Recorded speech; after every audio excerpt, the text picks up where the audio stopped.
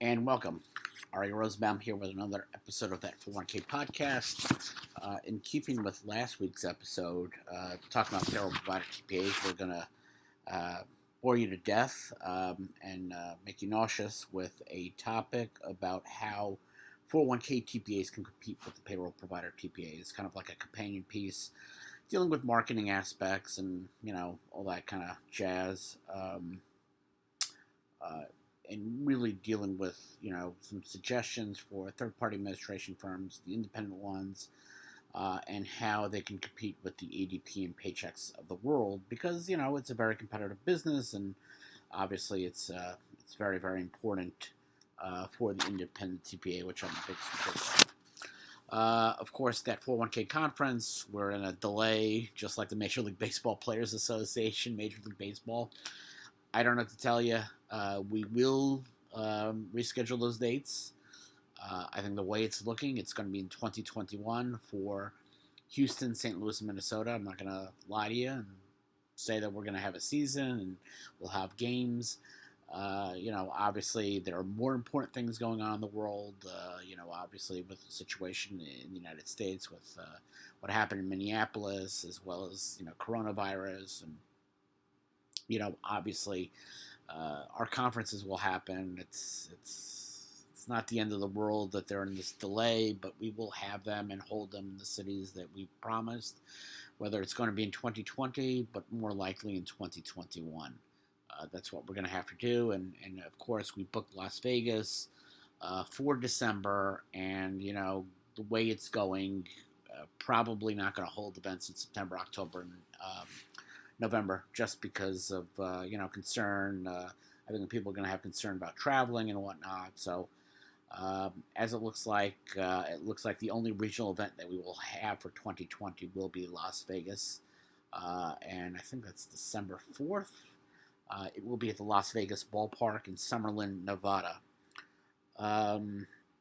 Check, of course, that 401k site.com for further information as we get it to you.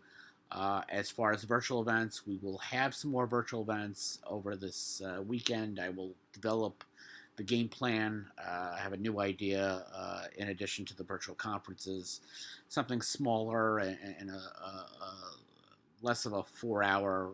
The virtual conferences have been fantastic, and the interest has been there. But I think that the fact of the matter is you got to deal with reality, and the reality is that most of the country is going to go back to work in an office, and so a lot of plan providers and advisors don't have 4 hours to spend. So looking towards doing something else, maybe in a weekly format, who knows, make it short in duration. I have some ideas. I got a name for it. I thought about a happy hour name for it, but I ain't going to try to do my buddies, the Retireaholics. I think they got the drinking aspect of it down, and don't want to tread on their kind of domain with really funny plan provider specific video with drinking and whatnot. So I have a name in mind that I will probably unveil after this weekend, and we'll talk about it next week. But I had something in mind that reminds me of a show when I was a kid. So no, we will not have that 401k Magic Garden, but we'll have something similar. And of course, that the Magic Garden, for people outside of New York who do not know, the Magic Garden was a kids show on WPIX Channel 11. It's a local New York show. I don't think it was outside of New York. Paula and Carol were the hosts of the show. They would sing, and there'd be like these really awful-looking puppets. There'd be they were in a Magic Garden, and they had these like daisies, like a chuckle patch, and so they were animated. They would laugh, and there was Sherlock was the cat or whatever he was. Anyway, my connection with Paul and Carol is they graduated the same high school that I did, and a year ago they were at a local sci-fi convention, so I did meet Paul and Carol, and I believe that Carol is the original Sandy in the Broadway show of Grease back in '72. So that's my cultural illusion for the day, the Magic Garden. So we'll talk about next week about the plan for the summer with the events. Of course, I got the great news this week that all my kids' camps are canceled. So, not only am I going to run my own business as an ERISA attorney, but apparently I will have my own summer camp. How to get the bikes ready and how to buy the little small pool and whatnot. So that's a lot of fun, and I'm sure a lot of you guys around the country are going to have the same predicament. So anyway, let's get back to the topic. As you know, last week, 10th anniversary of the TPA payroll provider articles. Again, out of any of the articles that I write, that's the one I would have to say put me on the map. Very frank and honest discussion, in my opinion, as to, what I see the problems are of payroll providers, namely EDP and Paychex, being in the 401k TPA space. And as a result of the articles, there was 1 year, I think it was 2013, and Power invited me to speak in front of their TPA forum. That was an interesting trip because, you're going back 7 years ago, and my kids were a lot younger. My son was 7, my daughter was 6. And travel wasn't, with my wife, and, I'm kind of the stay-at-home dad because I work out of the house and whatnot. So travel was a lot less than I do now with conferences. Kids are obviously older, so Empower invited me. They had an event in Colorado Springs. I think I forget what it was, but let's just say I flew to Denver, they got a car, they drove me to Colorado Springs. I speak. I have a little dinner with the people, with the TPA, the members of the TPA forum, including my buddy Ed Repper, ERP Actuaries. Ed Repper is a actuary that I know from way back when he first started out, and I know Ed Repper from Stony Brook. He was like a year or two ahead of me. So he was there, and some other great people that I know, and I had dinner, went back to the airport, and flew back. So I think, obviously I didn't sleep. It was like a 24, 25-hour kind of trip.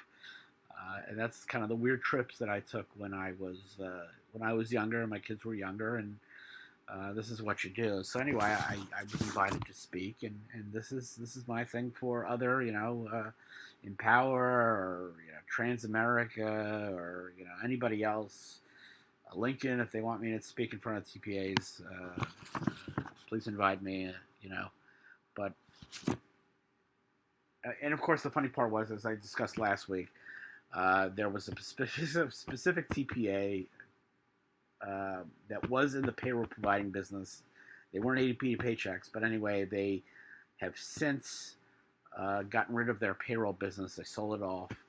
The salesperson was there for it, and again, that was the guy. Every single time I would talk about TPAs and payroll provider TPAs, he would always walk out of my right before I spoke.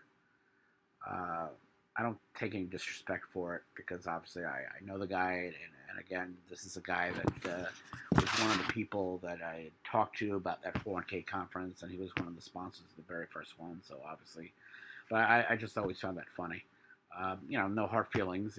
Listen, if I was a payroll provider TPA and there was some ERISA attorney who was going to say how bad payroll provider TPAs were, I'd leave too, so I get that. But anyway, I think what's one of the most important things that payroll provider TPAs competing against payroll provider TPAs have to do is really frame the issue.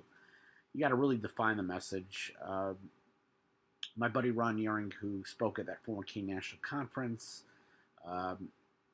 when I was with him at Stony Brook in college, he said it best: He who defines the message wins." So in a political campaign, whatever the defining message is, the candidate that frames it wins. Obama, 2008, it was all about hope and change. 2016, Trump was all about Hillary and her emails and all that stuff. And that's something that Hillary could never, get past. She could never get past that. Everybody was saying lock her up and all that stuff. But I don't want to get political here. But that's really what happened in 2016. So really, when it comes to being a TPA, the problem with the payroll provider TPAs is they have a huge advantage being the payroll provider of these plan sponsors. And, in my opinion, that, the idea that you should have your TPA, day-to-day 401k plan administration and payroll providing services under one roof, you don't need that. But plan sponsors don't understand that. They don't understand that, that it's more important to have competent plan administration than some kind of synergy that doesn't really exist. The comfort of having your TPA and payroll provider being one and the same is a comfort that is an illusory comfort because there really is no comfort. It's a perceived comfort that doesn't really exist. There is no synergy that helps plan sponsors out. And the TPAs have to tell plan sponsors the truth about 401k plans and payroll. That really, payroll data, obviously is important, but there is no, outside of, deferrals, there really is no connection between payroll and 401k administration day to day. Yes, we look at compensation, but, payroll data can be incorrect. I mean, that's more important than, the integration. ADP and Paychex says, oh, we have 360 integration. That's great. But if it's so great, why do you offer it to Empower? Why do you offer it to Lincoln? Why do you offer it to every large, TPA, bundled TPA, as well as some of the large unbundled TPAs? Why do you offer it if it's such a big deal? It's like the Colonel's secret recipe. You don't see, KFC giving that recipe to, Popeyes or, Chick-fil-A. They just don't. So why you talking about integration between payroll and TPA services and you're offering it to your competition? Doesn't make any sense. So, ADP and Paychex do a heck of a job competing payroll. They charge a good fee. That's what a lot of the independent payroll companies tell me. And as long as payroll is correct and salary deferrals deposits as soon as possible, it's not a big issue. Top heavy tests, safe harbor, plan design, ADP, HCP, the 5500. These are the nuts and bolts of plan administration, and this is where the ADP and Paychex of the world aren't great at. I've seen a lot of mistakes. I see a lot of lack of hand-holding with clients, plan sponsors who have no idea what they should be doing in filling out a census report. And a lot of these medium and small businesses really need that help. And the independent TPAs or even the bundled TPAs like Fidelity and whatnot, they're a lot better off, a lot better in customer service than the payroll provider TPAs, in my opinion. And that's really something to consider, obviously. And of course, TPAs really also need to talk about plan design and, outside the box 401k plans. One of my favorite stories about the Model T Ford was that Henry Ford said you could have any color for the Model T as long as it was black. So for about 15 years, you could only get a black Model T. If you wanted a blue or red one, you were out of luck. And I find that payroll provider TPAs have that kind of same assembly line of plan administration. There's very little craft in plan design. There's very little discussion of plan design. Last week I talked about the plan sponsor client that made the Happy Meal toys for some of the other fast food restaurants. And, the payroll provider just didn't bother talking about a safe harbor plan design, even though they were the client that was the perfect, model for a company that needs a safe harbor plan design. They let the plan fail year after year after year. Never talk to the plan sponsor about how to, avoid the refund situation and avoid the QNEX situation by, utilizing the safe harbor plan design. So, whether it's a 401k plan with cross-tested or, use of a defined benefit cash balance plan, these are type of situations where, the independent TPAs are much better and a better fit for the client. You got a law firm, they can afford a cash balance plan. Those payroll provider TPAs don't know anything about cash balance plan. They don't know what a DB plan is. They couldn't spell DB. That's what it comes to when it comes to plan design. They will not utilize it, and for a lot of clients, it's leaving money on the table. Um, you know, Medical practice, accounting, uh, you know, businesses with high earners and flush with money and whatnot. Um, that's really where it goes. And plan sponsors really need to understand what a TPA does.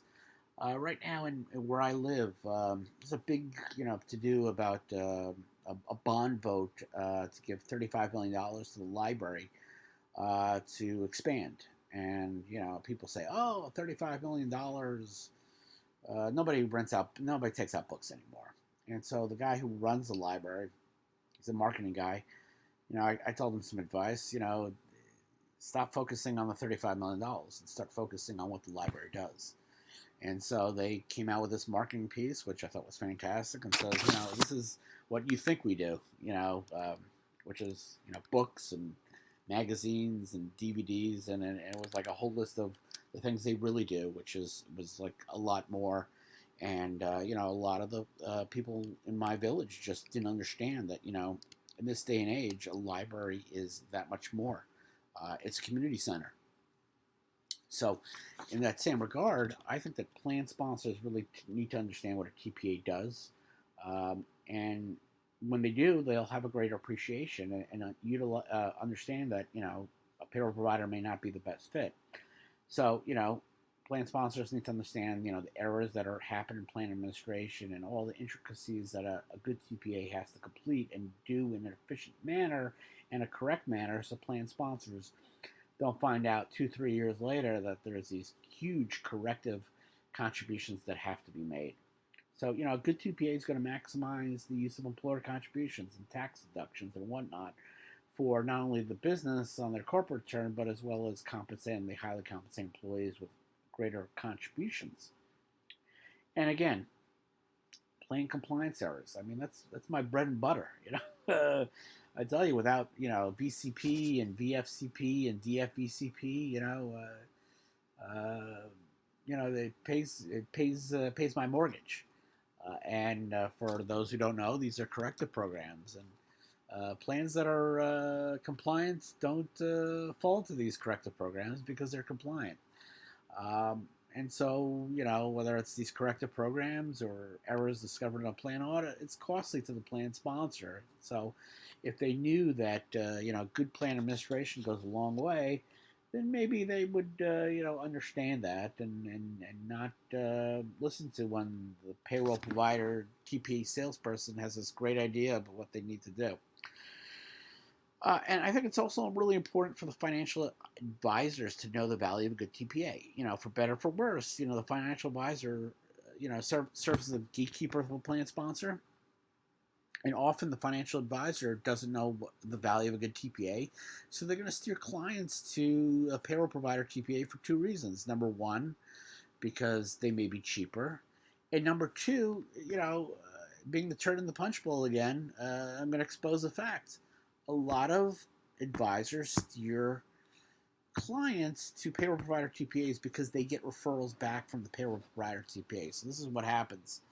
Payroll provider TPA's got a client has no financial advisor, so then they feed referrals to these advisors with the hope that they will get business back.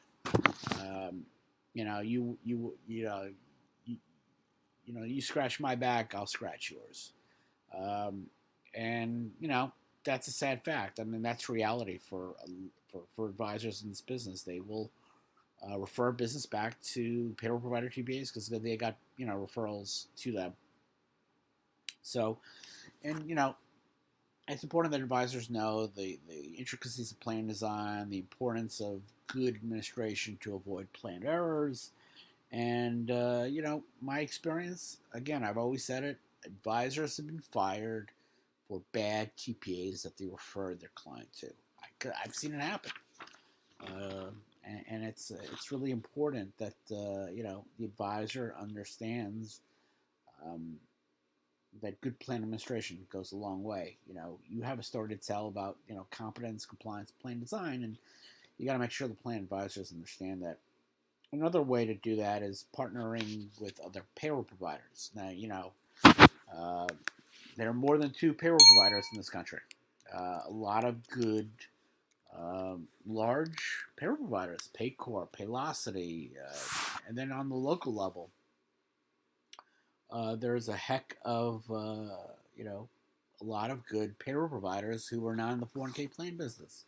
So this may be a good idea to refer work out and create alliances with these local payroll providers, or the Paylocities, or Paycoms, and I'm bound to miss a few. But the fact of the matter is that if they're not AP and paychecks, they're traditionally not going to be in the 401k TPA business, and so it may be to me it makes sense to partner up with them, uh, run events together, refer workouts, whatever it may be. Maybe develop you know pooled employer plans. That's an idea.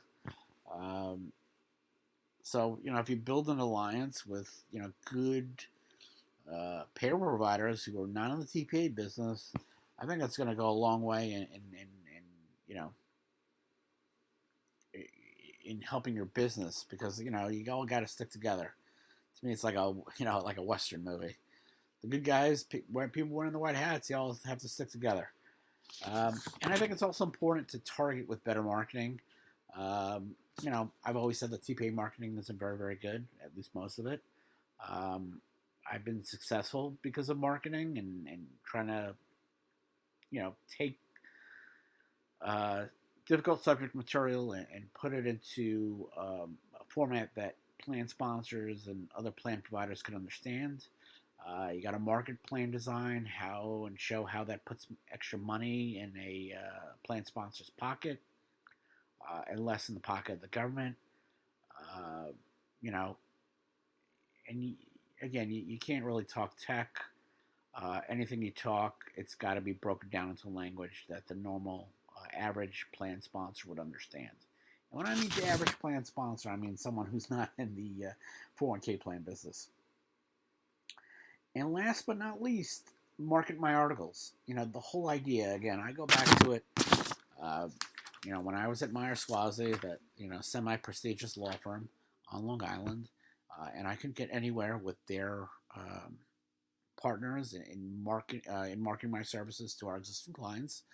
I said the only way I can do it in getting referrals back was writing these marketing articles, that I knew if I would write articles, then a TPA or financial advisor would use to show to their clients or to their potential clients, and help their business out.